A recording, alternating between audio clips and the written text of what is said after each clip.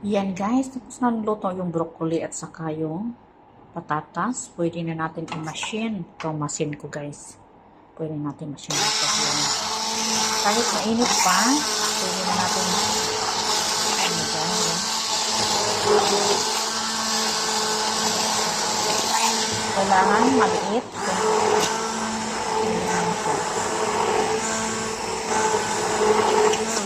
Yan guys, ganito na siyang texture. Pwede na natin lagyan ng cooking cream. Ayan, cooking cream guys. Talagyan, pero hindi marami. Ano to lang guys, para siya mag-sticky. Ayan.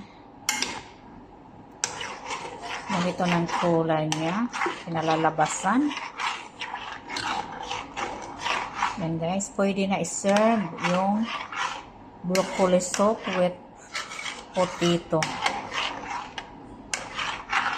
Yan lang guys.